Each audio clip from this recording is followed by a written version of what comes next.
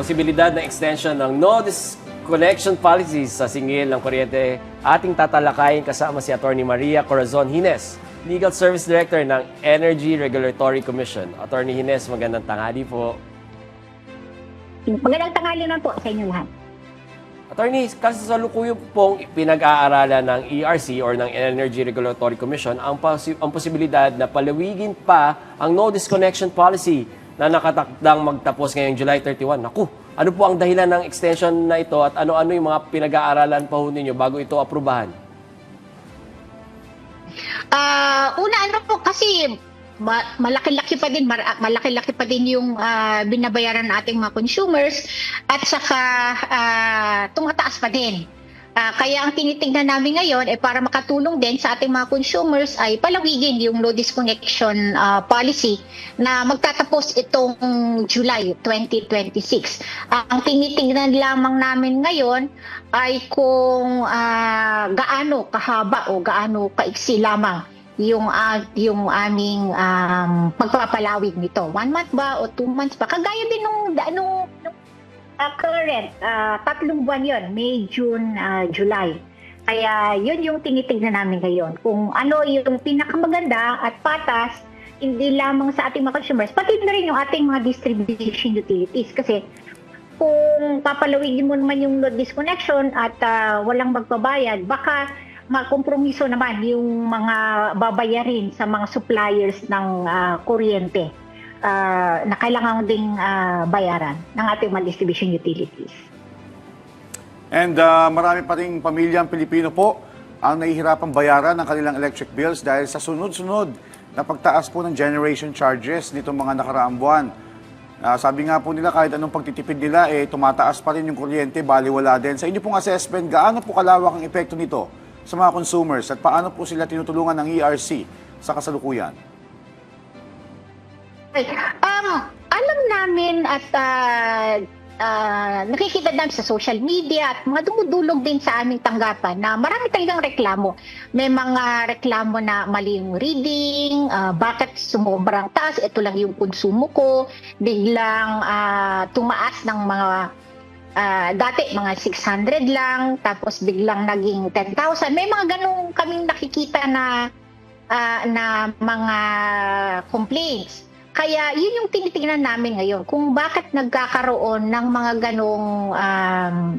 ganong sitwasyon. Kaya nga ang inumungkahi namin sa ating mga consumers ay mag-file ng mga complaint dito sa amin sa ERC. Para kasi makita din namin kung bakit nagkaganon yung mga bills ng ating mga consumers. Kasi kung kunwari biglang tumaas, wala namang masyadong nabago doon sa mga appliances, hindi naman gaano kataas yung diferensya ng rate ng nakaraang buwan at saka ngayong buwan, baka yung metro muna ang may diferensya. Kaya meron kaming mga ganong remedies na ibinibigay sa ating mga consumers pag sila yung nag-file sa ERC. Kagaya nun, pag estimated consumption, billing adjustment, differential billings, may mga billing errors through the fault or negligence ng ating mga distribution utilities. Pag nag-file sa amin sa ERC, ay nag-i-issue kami ng safe disconnection.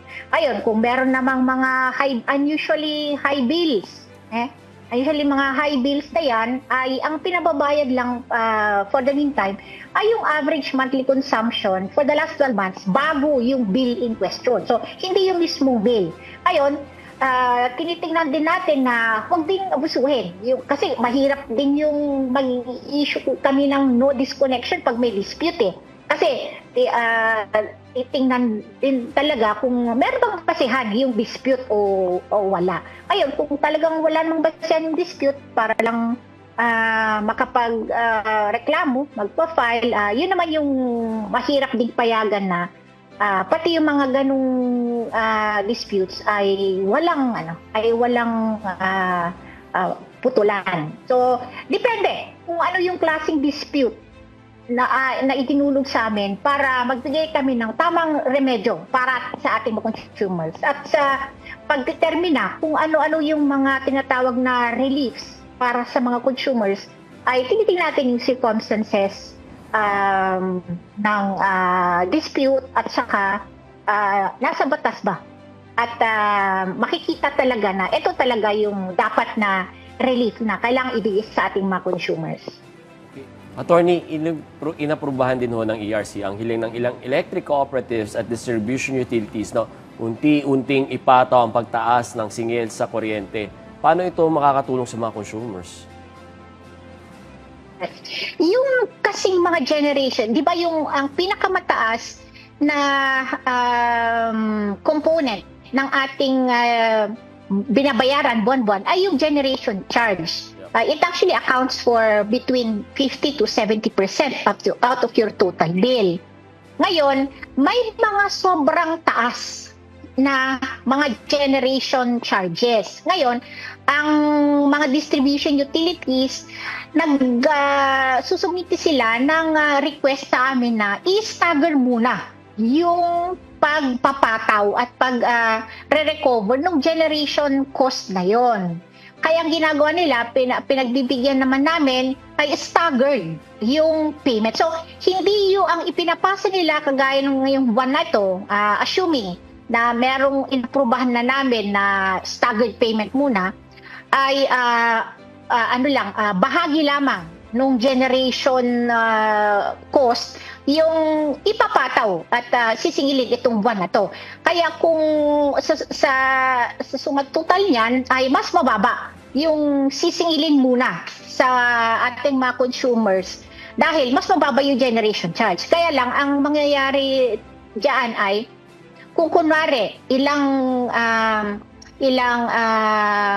generation charges ng ilang buwan yung ganun ang magiging sistema, magpapang-abot din ng magpapatong yan. Pero at least hindi siya isa-isa. Meron yung time na talagang kukunti na lang hanggang sa tuluyang bayad na yung generation charge.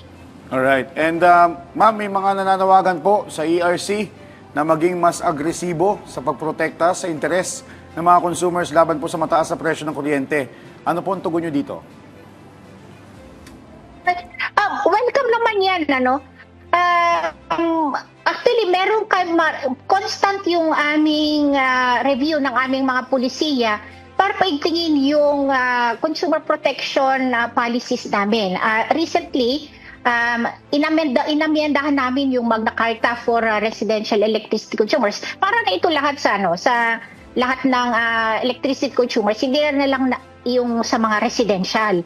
Kaya tinitingnan din namin ano na ba yung dapat na pulisiya ngayon, ano na ba ang bagong mga batas at saka ano yung teknolohiya na meron na tayo para naman magamit ito para sa kapanan ng ating mga consumers. Kaya yun lagi ang tinitingnan namin dito sa komisyon. Ano yung mga pwedeng i-issue na mga bagong pulisiya para sa makakantin ng ating mga consumers. Attorney, may mga nagbababala din na posibleng tumaas pa ang inflation dahil sa domino effect na mas mataas sa presyo ng enerhiya habang nagpapatuloy ang oil crisis. Sa inyong pananaw, paano nakikita na magiging epekto nito sa electricity rates sa ating bansa? Kasi talagang dahil yung ating fuel, yung panggatong ng ating mga generation companies ay imported, lalo na yung mga coal power plants o kaya yung mga oil-based na power plants, ay hindi talaga maiwasan na magkakaroon ng epekto yung pagtaas ng presyo ng fuel doon sa generation charge. Isama mo na din pag nagkaroon ng peso devaluation, yung nag-depreciate yung piso natin kasi ang pangbabayad naman natin is dollars, kaya magkakaroon din ng epekto ito. Kaya talagang hindi na siya mayos. Kaya lang, ang tinitingnan natin ngayon ay yung dami pa ng ating mga renewable energy resources. Kasi yun, wala ka ng problema sa panggatong mo eh. Nandun na yung, it's the solar, it's the wind, the biomass. Nandito na, unlimited yung supply. Kaya ito ay ipinapanukala o kaya ito yung sinusulong talaga ng komisyon para dumami yung penetration ng mga RE para mabawasan din yung percentage share ng mga generating plants natin na gumagamit pa rin ng imported fuels. Alright. Attorney, pakipaliwanag natin po, ano po ang posibleng epekto ng panukalang alisin ang excise tax at VAT sa langis, kuryente, tubig, pagdating po sa presyo ng kuryente at sa industriya ng enerhiya? Sa una, talagang bababa yung babayarin sa kuryente. Kung tatanggalin yung excise lalo na sa electricity. Pero sa amin, binapatunan lang namin sa Department of Finance para at least makita nila, sila na magsasabi kung ano ba yung pinakamagandang polisiya. Kailangan bang tanggalin yung excise tax o yung value added tax o kailangan kung kailangan ma-maintain pa yung ano. Pero kami sa komisyon, basta mas makabubuti para sa mga consumers ay doon kami. Doon yung aming pagiging posisyon doon. Pero syempre, nasa gobyerno din kami, titingnan din namin. Kailangan balansin talaga. Ano ba yung talagang pangangailangan ng ating mga consumers at ano din yung pangangailangan ng ating gobyerno. Kasi yung kung wala ring kulang din sa budget ay makakapekto din sa serbisyo ng ating gobyerno. Attorney, ito yung inaasahan naming tanong ni Joshua at ang karamihan sa ating mga kababayan. Ano ang aasahan natin mula sa ating ERC sa mga susunod na buwan upang maprotektahan ang kanilang kapakanan habang pinanatili ring matatag ang ating power industry? Kagaya nga yan, nabanggit ko na kanina, nagkaroon tayo ng amendments doon sa Magna Carta for residential electricity consumers.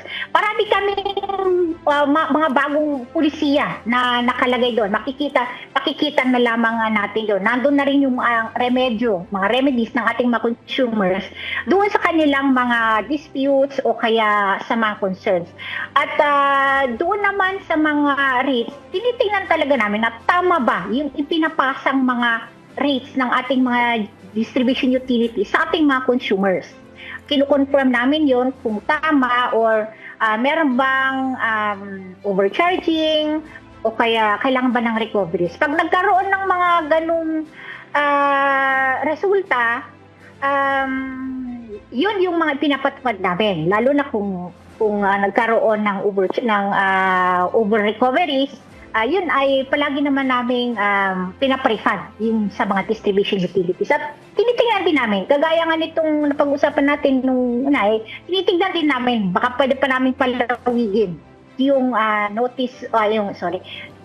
yung stay of disconnection policy na magtatapos itong July. Tingnan lang natin kung isang buwan o ilang buwan yung magiging desisyon ng komisyon.